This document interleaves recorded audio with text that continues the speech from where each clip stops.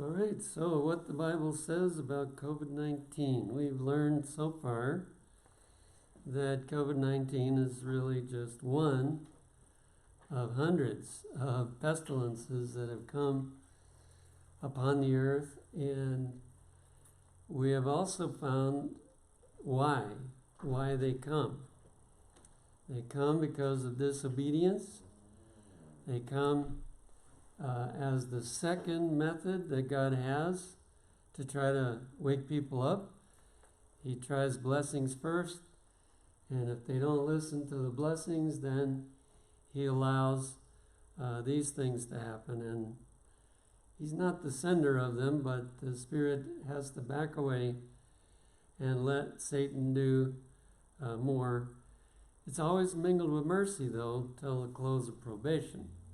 Never is there just straight, terror until after the close of probation. But we're going to look at this from a little different angle tonight. This is the first time that I'm aware of that the government has forced people to do certain things in an attempt to stop the disease. And we've had ones that were just as bad before. In fact, worse as you look at some of those in the early days after Jesus left. I mean, losing 50% of the world's population, that's an incredible, come on in. That's an incredible impact, and to my knowledge, they didn't pass rules and make people stop their businesses and make people lose their jobs and all that kind of thing. And it was presented that, well, we're going to give you some money, but what people didn't realize is that when you print more money, the money you have is worth less. So it really wasn't a gift. It really was not. I mean, it gets you out of the immediate bind maybe, and you can buy some food and so on. But it creates a problem for tomorrow. And so the whole thing is really different. And that's why I think it's such a sign of the last days. And we're going to look at a Bible prophecy in the book of Revelation, chapter 13. And it's too bad we don't have two studies, because Revelation 13 talks about two powers, but we're just going to talk about one of them. Revelation 13:11. And I beheld another beast. That's because earlier in the chapter there was a first beast. And I beheld another beast coming up out of the earth. And he had two horns like a lamb. And he spake as a dragon. So this power came up different than most of the powers. Most of them came out of the sea. But this one came out of the earth. And when this power came into being, it was like a lamb. But before it finished its course, it became like a dragon. And so we're going to take a look at some clues what this is talking about. First of all, in the Bible, a beast represents a king or a king and a nation. And we see that in Daniel 8, verse 20. The ram which thou sawest, having two horns, are the kings of Media and Persia. Now this one's interesting because it has two horns, which obviously represents two powers, Media and Persia. So this beast that we're looking at has two powers, and we're going to identify what those two powers are. And in Daniel 8:21, it says, and the rough goat is the king of Grecia, and the great horn that is between his eyes is the first king. And from history, we can establish that that was Alexander the Great, who was so prominent in conquering the world for the Greek nation. So, beast in both of those represents kings and a nation.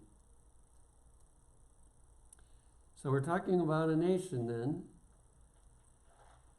Now, by contrast, it says it came up out of the earth, but let's notice what water represents. Revelation 17:15, and he saith unto me, the waters which thou sawest, where the whore sitteth, are peoples, and multitudes, and nations, and tongues. So basically it's saying that when the symbol water is used in prophecy, it represents a large population group, a lot of people. And so the nations that rose up out of the water rose up in places where lots of people live. But this one that we're looking at rose up in an area where there weren't many people.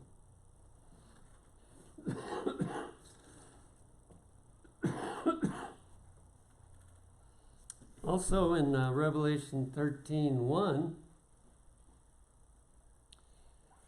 we see the same symbol used in the same way again. And I stood upon the sand of the sea and saw a beast rise up out of the sea, having 7 heads and 10 horns. So this beast also rose up in a heavily populated area. And in Daniel 7, verse 3, it says, and 4 great beasts came up from the sea. So the general practice in Bible prophecy is that nations arise where there's a heavy population, they conquer the rest, and they take over. But here we see something different from that. So the opposite of lots of people would be a few people, a sparsely populated area. Now it mentions this earth in another passage in the chapter just before it. And the serpent cast out of his mouth water as a flood after the woman, that he might cause her to be carried away of the flood. First, the serpent worked to persecute and destroy.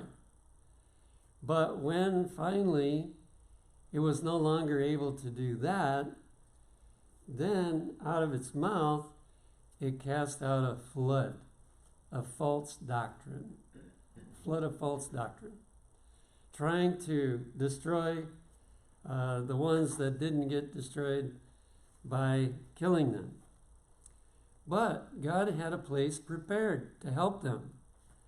And the woman and the earth helped the woman.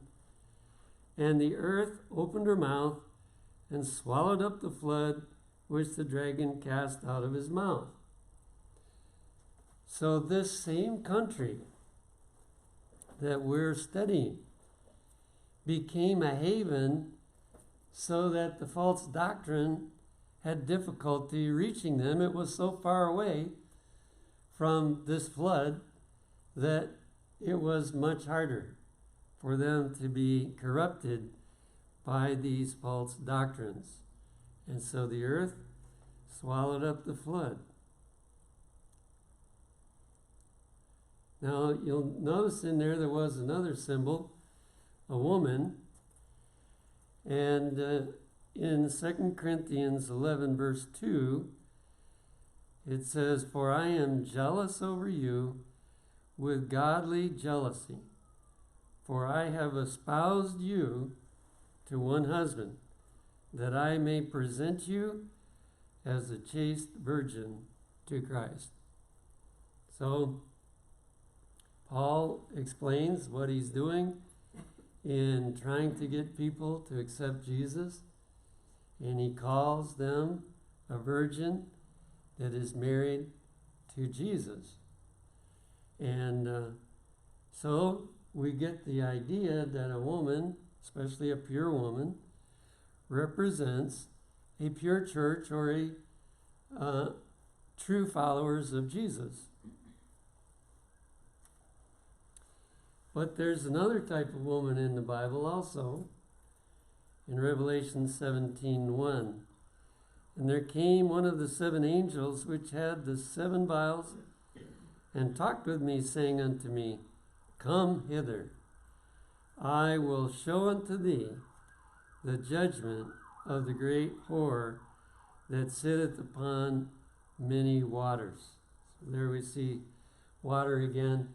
So this woman has found a way to control many, many nations, but it's not a pure woman. It's an impure woman. And it represents a corrupt church that has gotten way, way off the track.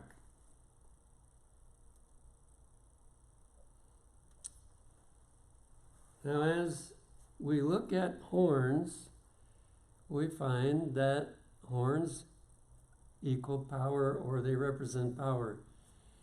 And if you think about it, most beasts, if they have horns, that's what they use to win their battles. And so it would make sense that God would choose a horn to represent power. So in Revelation 13:1, it says, And I stood upon the sand of the sea, and saw a beast rise up out of the sea, having 7 heads and 10 horns, and upon his horns 10 crowns. Here we have the horns even wearing crowns in this text. But the main point we're looking at is that the horn represents the power of that nation. And in Daniel 8:20 and 21, it says, The ram which thou sawest, having 2 horns, are the kings of Media and Persia. And the rough goat is the king of Grecia, and the great horn that is between his eyes is the first king. And he was a powerful king and accomplished, before he was 30 years old, he had conquered the world. So the 2-powered beast in Revelation 13 represents 2 separate aspects of power. So we've looked so far at the Lamb stage. We found that a beast represents a nation, so we have to look for a nation that fits with the clues. One of the clues is that it rose up in a sparsely populated area. Also, there were 2 centers of power in this nation, not one. Now, through the history of the past, for the most part, the leader of the nation has also controlled the religion of the nation. That's generally been the practice. And that's why people wanted to escape. If they wanted to practice a different religion than what the country they lived in practiced or required, they wanted to leave and go somewhere. And so they found a place to go. The power that we're talking about, where they could get away from that. And as a nation was established, they recognized that we should not have both under the government, but there should be 2 separate places of power. Now we're going to look at the dragon aspect of this beast. And it says a lot more about that than it does about the lamb portion of the beast. It says, and he exerciseth all the power of the first beast before him. And since this is not the first time probably you've heard this, the first power is the papacy or the Roman Catholic Church. And this power that we're talking about is going to exercise all the power that the Catholic Church did during the Dark Ages, when they persecuted and killed millions of people, and this power is going to do the same. And causeth the earth and them which dwell therein to worship the first beast, whose deadly wound was healed. You see, the Catholic Church is gaining continuously back the power that she lost when the French general captured the Pope in 1798 and took him to prison. And after that, there were several popes claiming to be Pope. People lost confidence, and a deadly wound took place.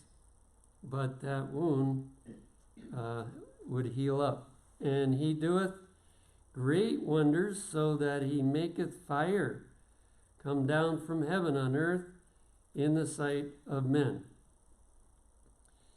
I don't know of any Bible verse that we can use to tell us for sure what manifestation of fire is this talking about, but generally speaking, Satan counterfeits what God has already done in the past. And there are two times especially when God has brought fire down from heaven. One was when Elijah was giving the Israel a test, whichever God can bring fire down and gobble up the sacrifice and so on, he'll be the true God. And the Baal worshippers would have lit their own fire if they could, but Elijah was watching them like a hawk, and they could not light that fire. And so they were not able to bring fire down from heaven, but when Elijah prayed a simple prayer, the fire came down from heaven and burned up the sacrifice. And then in the New Testament, we are told that on the day of Pentecost, when it was the time for the Holy Spirit to fall, that tongues of fire fell on the heads of everybody that was in that room receiving this. And so I don't know whether he'll do both or one of those, but it's, like I say, there's no guarantee what it's going to be. But it's going to be powerful because it's going to deceive people. It says, and deceiveth them that dwell on the earth by the means of those miracles which he had power to do in the sight of the beast, saying to them that dwell on the earth that they should make an image to the beast which had the wound by a sword and did live. So this power, as it becomes a dragon, is going to do a lot of commanding of what people have to do or what they're supposed to do. That was the very thing that people left the old world in order to get away from that kind of thing. And here, this beast turns into exactly the same.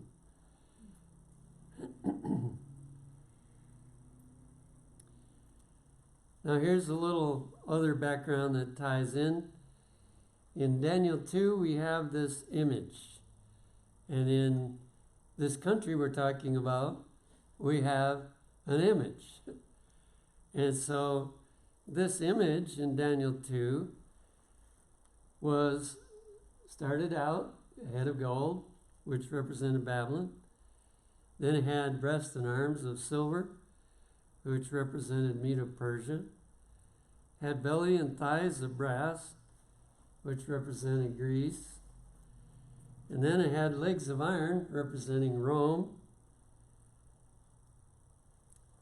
Then feet, part of iron and part of clay, which represented a divided world. Now there was no more world empires to control the whole world. Now the king was given that dream because he had a question in his mind. What's going to happen when I die? What's going to happen to my kingdom? What's going to happen in the future? And so God revealed to him what the future would be. But he wasn't happy with what the future was told to be by God. So, in the next chapter, chapter 3, verses 4 through 7, it says, Then an herald cried aloud, To you it is commanded, O people, nations and languages, that at what time ye hear the sound of the cornet, flute, harp, sackbut, psaltery, dulcimer, and all kinds of music, ye fall down and worship the golden image that Nebuchadnezzar the king hath set up. Now notice the connection between Revelation 13 and this chapter. Here we have an image. And what the king wants is for everybody to worship that image. And it's not like God gave it. It is a counterfeit. It is all of gold, because he wanted his kingdom to last forever. There's only one kingdom that's going to last forever, and that's God's kingdom. And so it goes on to say, Therefore at that time when all the people heard the sound of the cornet, flute, harp, sackbut, psaltery, and all kinds of music, all the people, the nations, and the languages fell down and worshipped the golden image that Nebuchadnezzar the king had set up. But if you read the rest of the story, there were 3 that didn't stand up, didn't bow down. They said, we can't worship that image. And so they kept standing. As a result, they got thrown in the fiery furnace, but God delivered them because they were his faithful followers. And as a result, the gospel went on one occasion to the whole leadership of the whole world. That's incredible. You know, God can do things fast. If he gets the situation just right, he can do things really fast.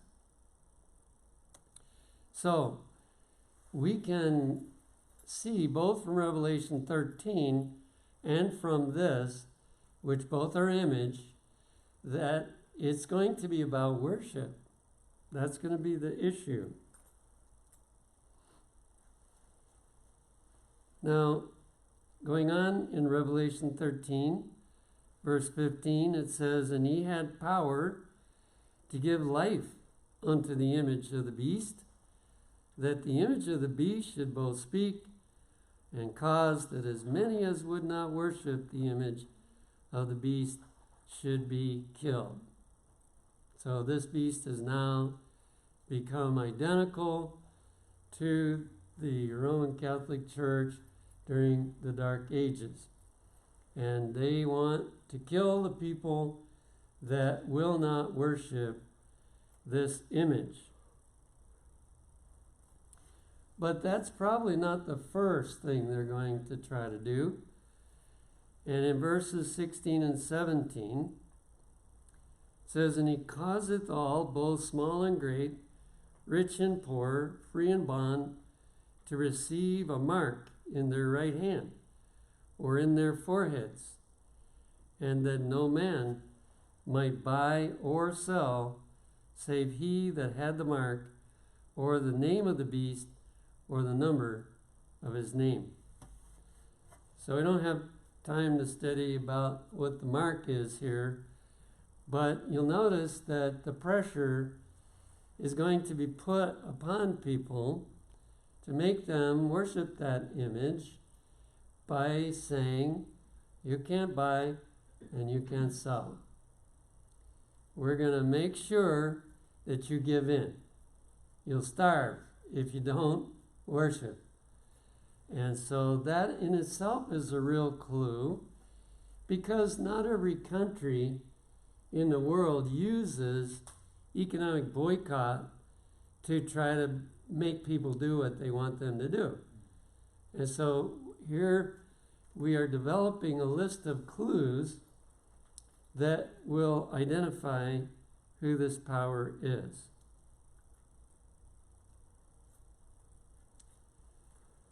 Now, during the dragon stage, this power is enabled by Satan.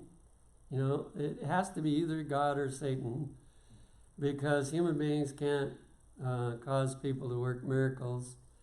So this power has started out being guided by God in a very special way. And now it has changed and is now being guided by Satan and is enabled by Satan to work miracles. Also, this power enforces people to worship in the way that they want them to worship. And in order to get them to worship, they enforce an economic boycott on certain people. And they enforce the death penalty finally, because even the boycott does not accomplish the mission. And so they go to the death penalty, hoping that that will for sure get people to surrender.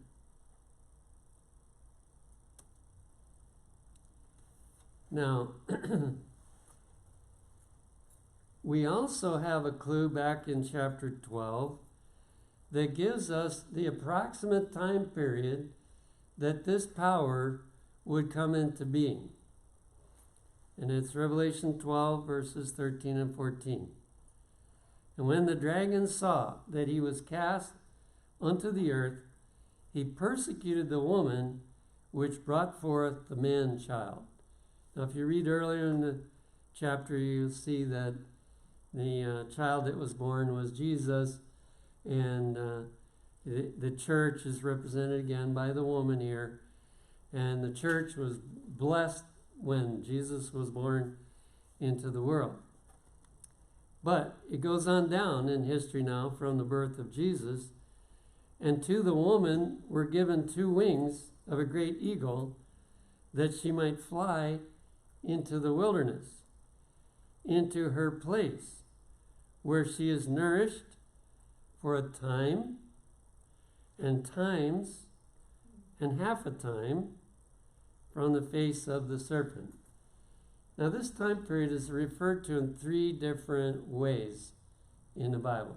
And it's referred to 6 different times. I didn't put them all there.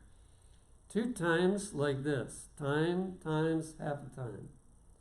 2 times it says 1,260 days. And 2 times it says 42 months. But if you understand how time works in Bible prophecy, it's all the same time period. So, what I give you this text for is that at the end of that time period is a clue about what country we're talking about. In Revelation 12:16, it says that the earth helped the woman.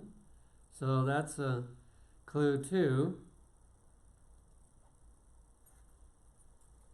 Now, in Bible prophecy, we discover that the only thing that works is 2 key verses that tell us that one day in Bible prophecy represents 1 year of literal time.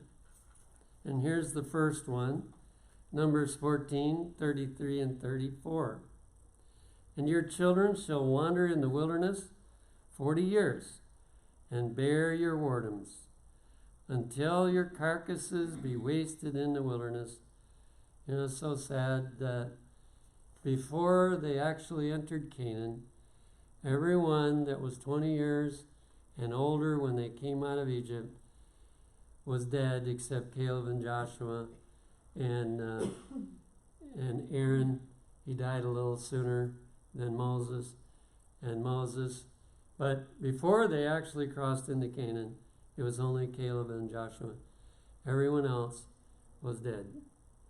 After the number of the days in which ye searched the land, even 40 days, each day for a year, shall ye bear your iniquities, even 40 years.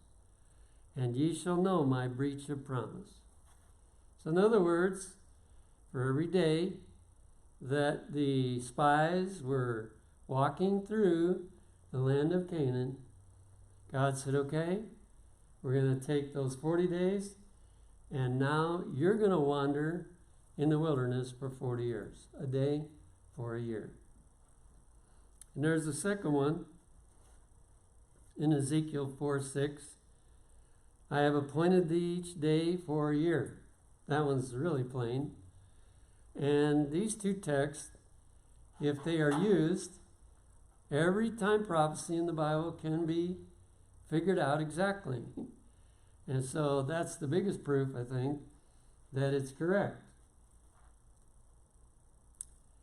However, the one that we were reading says this, or here's a text that helps that one to be understood.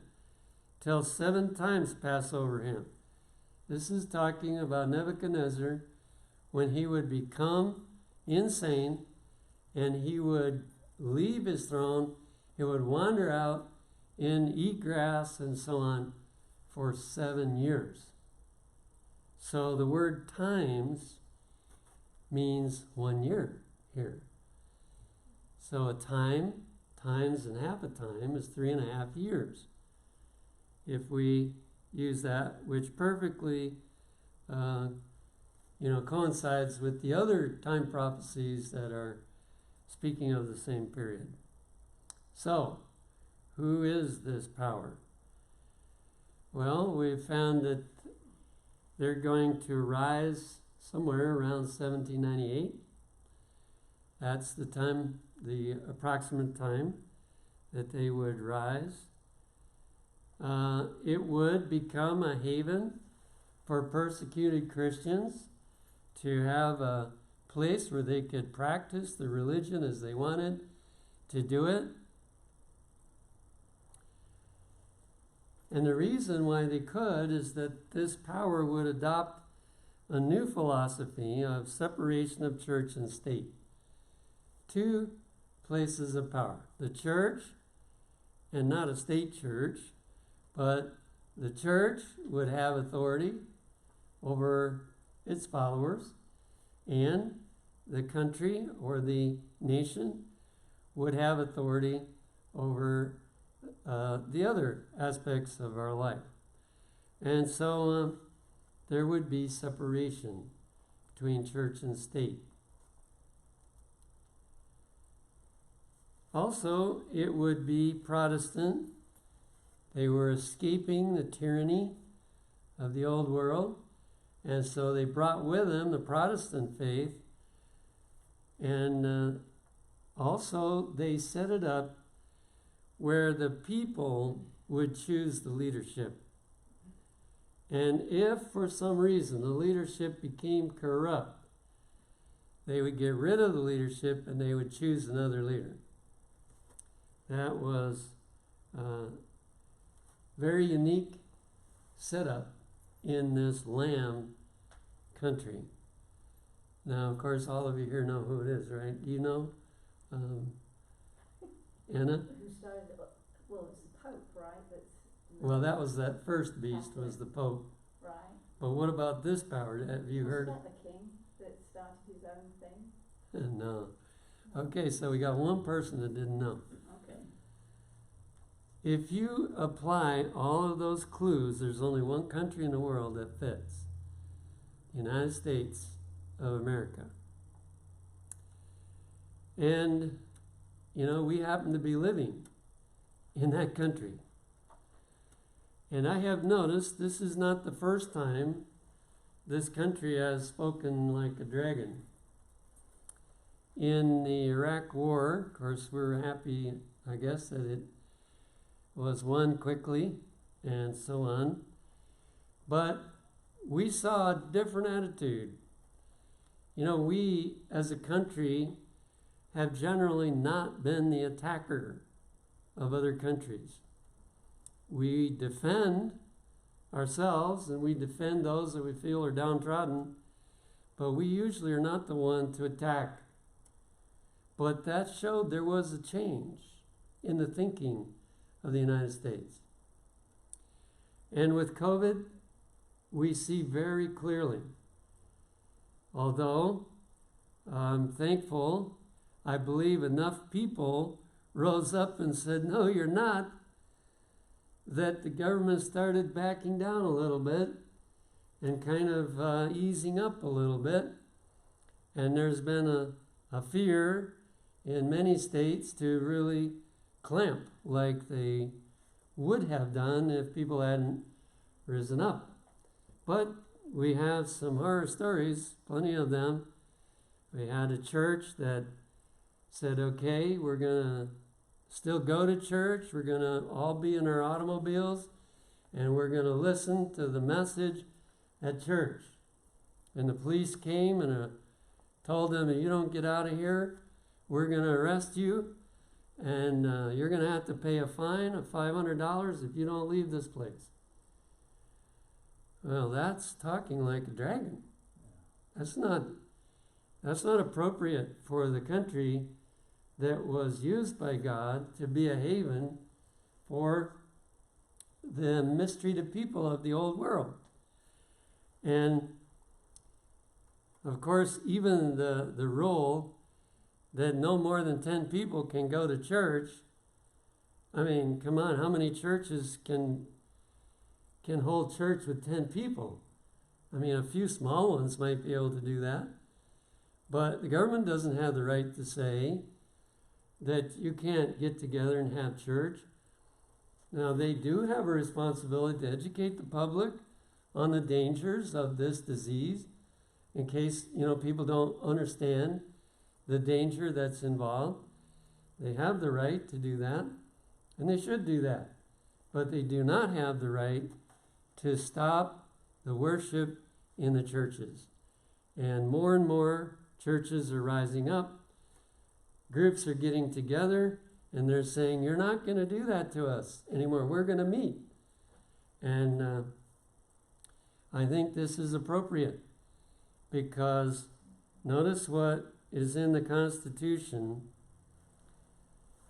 Article 1 of the Constitution says, Congress shall make no law respecting an establishment of religion. So they are not authorized to say, okay, it's the Catholic faith that everybody has to follow. Or it's the Baptist faith. Or even it's the Seventh-day Adventist faith. No, they don't have the right to do that. They cannot establish religion. Or prohibiting the free exercise thereof. So when the country was a land, the people were godly enough to recognize we have no right to hinder the free exercise of religion. Or abridging the freedom of speech. Wow, that's another one that's come under attack.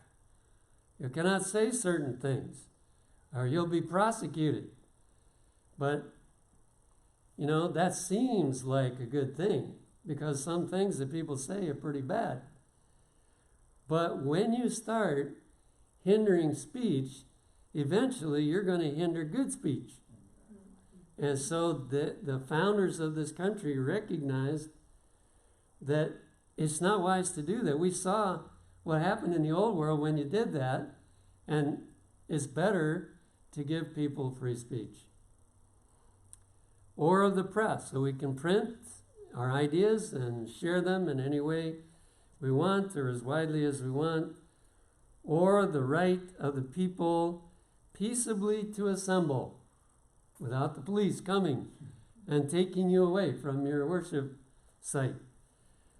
And to petition the government for a redress of grievances. So if we got mistreated in some way, that we had the right to be heard all the way to the Supreme Court, and to, if our cause is correct, to be vindicated at whatever level.